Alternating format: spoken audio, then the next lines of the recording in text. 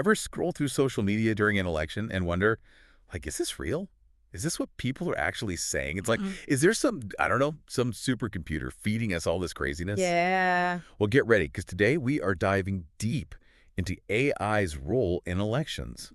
And let me tell you, it's a lot weirder than you might think.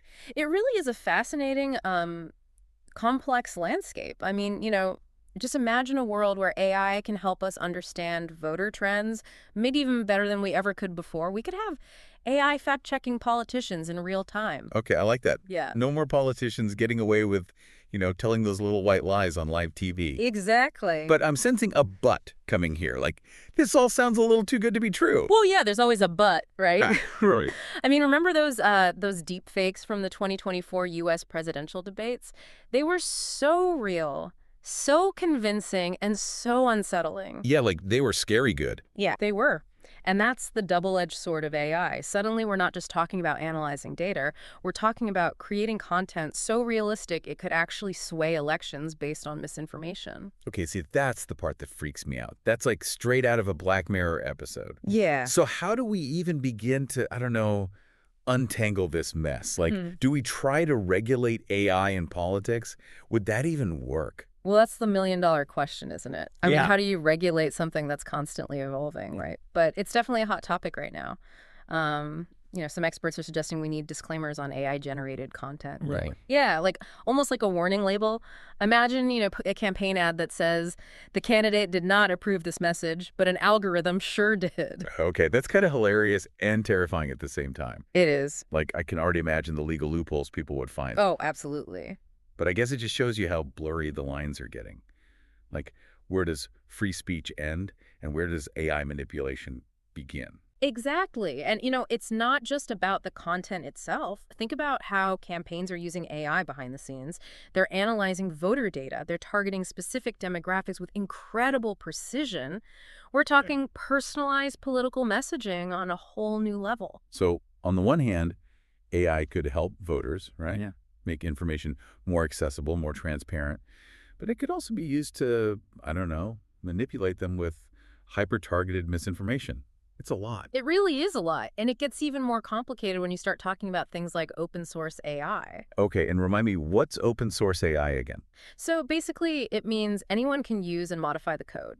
In theory, it's supposed to democratize AI development, which sounds amazing, right? Yeah, that sounds great. And it has led to some really incredible advancements, I mean, look at Google's TensorFlow, for example. Right. That's helped a ton of smaller companies and researchers make huge strides in AI without needing massive budgets. Yeah, that makes sense. But here's the thing. If that code, the code for powerful AI tools, is readily available to anyone, what's to stop someone with bad intentions from using it? Ooh, that's a good point. Right.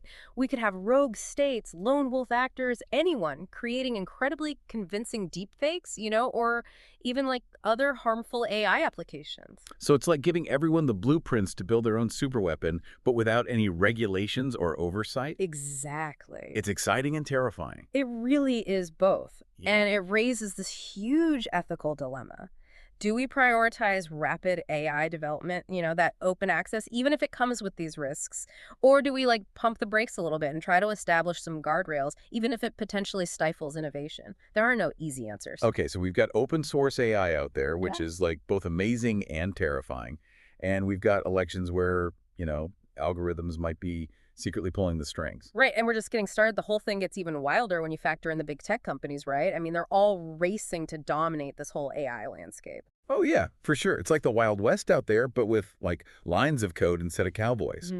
We can't talk about AI without talking about the companies building it, which brings us to that whole question of corporate responsibility. Exactly. It's one thing if it's like individual researchers using open source AI, but when you've got these huge companies, like, what's that one? Mistral AI, right? Right. They're pushing for more transparency, but it just seems complicated. Oh, it definitely is. I mean, Mistral and a bunch of others are starting to realize, hey, we can't just unleash AI on the world without thinking about the consequences. Yeah. But how do you balance that transparency, being open about what you're doing with protecting your business? Especially when protecting your business often translates to making as much money as possible, right? Right. And that's where things get tricky. Are these companies willing to prioritize ethical AI, even if it means maybe making a little less profit. I mean, can you even really have ethical AI when the bottom line is always like looming in the background? Yeah. That's a big question. And there are a lot of different opinions on this, right? I mean, some experts say that the only way to have truly ethical AI is to have strong regulations. Like, companies won't do the right thing unless they're forced to.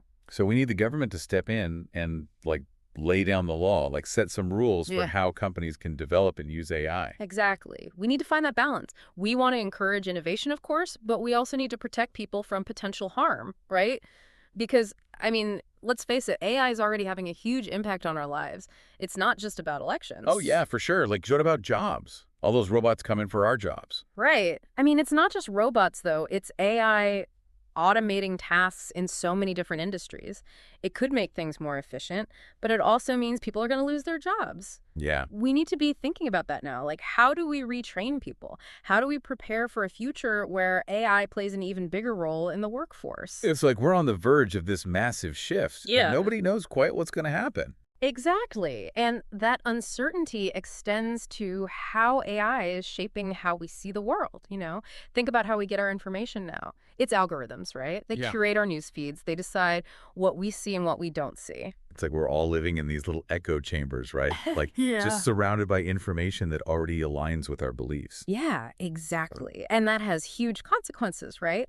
For democracy, for like even just being informed citizens. If we're not careful, we could end up in a world where it's the AI that's controlling the narrative, Yeah. you know, not just amplifying it.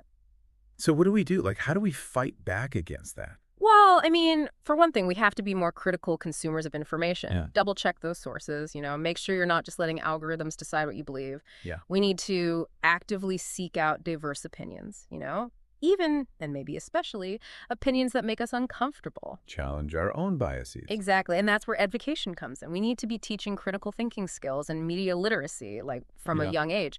So we're all equipped to deal with this like constant flood of information. Right. Because, let's be real, this AI train isn't slowing down anytime soon. Right. And that brings us to some of the even wilder developments on the horizon. I mean, we're talking stuff that sounds like it's straight out of science fiction. Okay, you got me. Wilder developments. Right. What could be wilder than AI?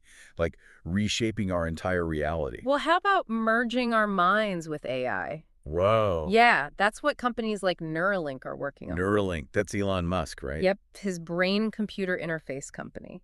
I mean, that sounds like, I don't know, something out of the Matrix. But wasn't that more about like helping people, not turning us all into cyborgs? Right. So initially, Neuralink is focusing on medical application. Okay. Things like, you know, helping people who are paralyzed regain movement or restoring senses that have been lost. There's even talk about treating things like Parkinson's disease. See, that's what blows my mind about all this. Like, the potential is incredible.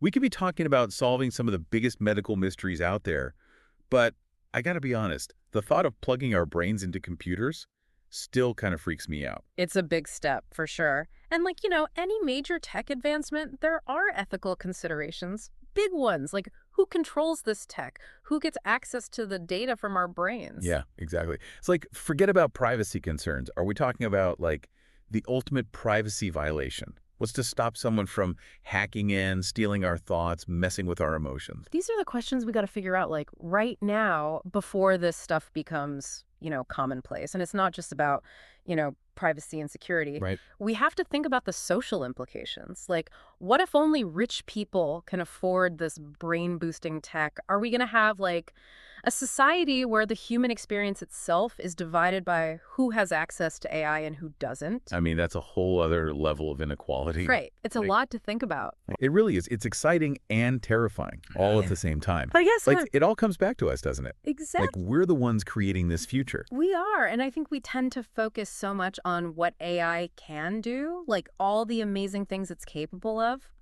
But we also need to ask ourselves, like, why are we doing this? What kind of future are we actually trying to build? Are we using AI to, I don't know, enhance what it means to be human? Or are we just, like, designing ourselves out of existence? Right. Are we creating a world where AI helps us reach our full potential?